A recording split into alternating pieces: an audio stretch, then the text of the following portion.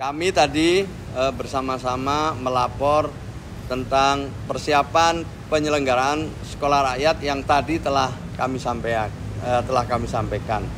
Alhamdulillah ya, seluruh laporan yang kami terima akan kami tindak lanjuti sesuai arahan Presiden tentang penyelenggaraan sekolah rakyat tahun ini. Presiden memberikan arahan kepada kami untuk memastikan 53 titik itu bisa diselenggarakan dengan perencanaan yang matang, perencanaannya baik, sehingga nanti benar-benar bisa menjadi satu penyelenggaraan yang baik, mulai dari perencanaan, pelaksanaan, dan nanti pada akhirnya sampai ada kelulusan dari siswa-siswa yang ada. Tahun ini kita mulai di 53 titik, tetapi jika memungkinkan ada beberapa lagi titik yang sekarang sedang disurvei oleh Kementerian Pekerjaan Umum, bisa jadi akan bertambah dari yang 53 titik itu.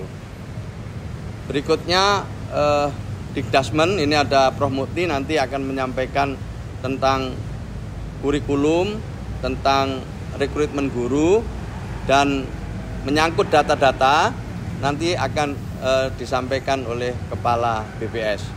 Intinya kami semua mendapatkan arahan dari Presiden untuk bersama-sama ya menyelenggarakan sekolah rakyat ini sesuai dengan tujuan berdirinya sekolah rakyat ini, yaitu yang pertama diperuntukkan bagi keluarga miskin ekstrim, keluarga kurang mampu, keluarga yang berada di desil 1. Desil 1 itu miskin ekstrim dan miskin. Presiden berharap agar kita semua melakukan rekrutmen siswa ini dengan sungguh-sungguh, jauh dari penyimpangan ya. Artinya menerima siswa yang tidak semestinya, itu harus benar-benar dihindari. Yang berikutnya yang juga kami lakukan adalah persiapan sesuai arah Presiden untuk membangun sekolah rakyat di tahun ini pula di 200 titik di kabupaten, kota, atau provinsi yang benar-benar memenuhi syarat, mulai dari penyediaan lahannya, kemudian memang berada di basis kemiskinan, dan tercukupinya kebutuhan-kebutuhan yang lain. Saya kira itu pengantar saya. Selebihnya mungkin Prof. Mukti dulu, baru terakhir Kepala BPS. Monggo Prof. Ya, untuk kurikulum rekrutmen guru silakan. Baik, terima kasih. Tadi disampaikan oleh Pak Menteri Sosial bahwa untuk rekrutmen guru akan dilaksanakan oleh Kementerian Pendidikan Dasar Menengah. Rekrutmennya untuk 3, yang pertama untuk guru, yang kedua kepala sekolah, yang ketiga untuk tenaga kependidikan. Jumlahnya mungkin tadi sudah disampaikan oleh Pak Menteri Sosial, dan kami menggunakan skema rekrutmen melalui guru-guru ASN dan guru P3K. Saya kira itu terkait dengan rekrutmen guru. Prinsipnya nanti kami akan berkoordinasi untuk pemenuhannya sebagaimana arahan dari Bapak Presiden. Untuk kurikulum, seperti pernah kami sampaikan sebelumnya, menggunakan sistem multi entry, multi exit. Artinya murid tidak harus masuk pada tahun ajaran yang sama, mereka bisa masuk kapan saja sesuai dengan kesiapan mereka, dan kemudian mereka juga tidak harus memulai dari kelas yang sama. Mungkin ada yang mulai dari kelas 1, ada yang mulai kelas 2 atau kelas 3, sehingga kami desain kurikulum ini lebih fleksibel yang memungkinkan mereka dapat belajar sesuai dengan tingkat kemampuannya dan latar belakang pendidikan sebelumnya.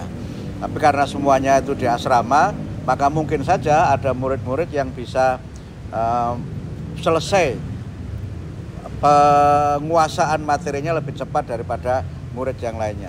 Kira-kira itu yang terkait dengan kurikulum dan terkait dengan rekrutmen kepala sekolah, guru, dan tenaga kependidikan. Saya kira demikian, terima kasih.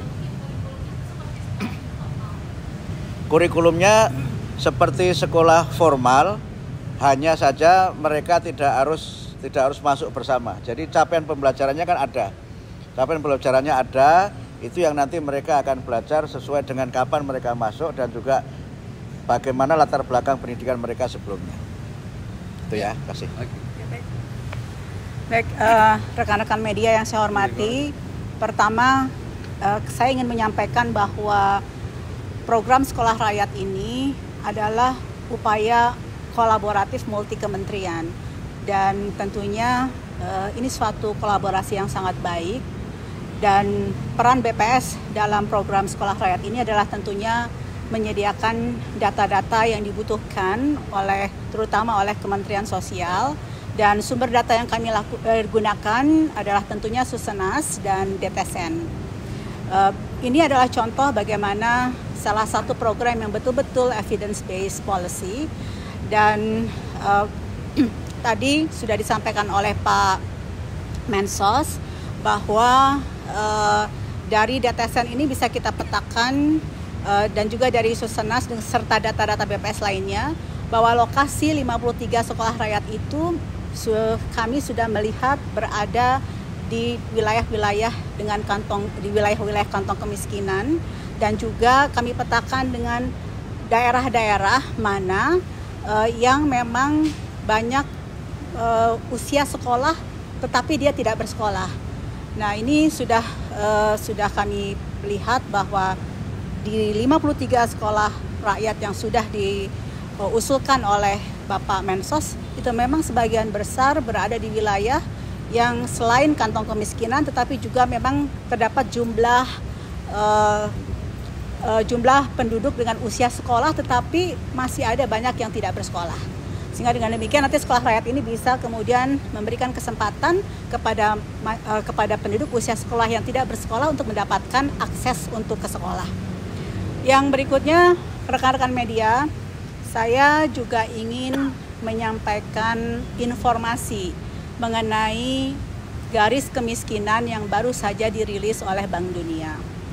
Kita perlu bijak dalam memaknai angka yang disampaikan oleh Bank Dunia mengenai kemiskinan yang 60,3% itu. Sebagai informasi Bapak dan Ibu, yang digunakan standar oleh Bank Dunia dan memperoleh data 60,3% itu adalah dengan standar upper middle class yang 6,85 US dollar per kapita PPP 2017. Artinya kita tidak bisa langsung mengkonversi dengan nilai tukar saat ini karena itu adalah nilai tukar PPP dengan base year 2017, makanya angka konversinya akan berbeda. Kedua, Bank Dunia sendiri juga menyampaikan bahwa global poverty line yang ditetapkan oleh Bank Dunia itu tidak sekonyong-konyong langsung harus diterapkan oleh masing-masing negara. Karena secara bijak, tentunya masing-masing negara itu harus bisa memiliki national poverty line atau garis kemiskinan di negara masing-masing yang diukur sesuai dengan keunikan maupun karakteristik dari negara tersebut. Sehingga dengan demikian apabila Bapak Ibu perhatikan lebih detail, selain poverty line ataupun garis kemiskinan standar Bank Dunia, itu banyak negara yang memiliki garis kemiskinan di masing-masing wilayahnya yang dihitung sendiri berdasarkan keunikan dan standar hidupnya.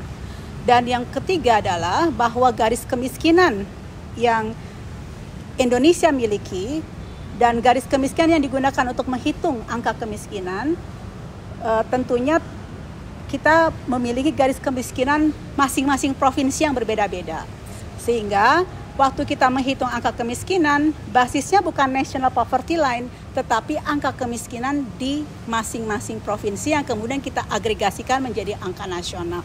Dengan demikian kita bisa menunjukkan bahwa standar hidup di Provinsi DKI tidak akan sama dengan standar hidup di provinsi misalnya Papua Selatan. Dan Provinsi DKI maupun Provinsi Papua Selatan memiliki garis kemiskinan yang berbeda-beda.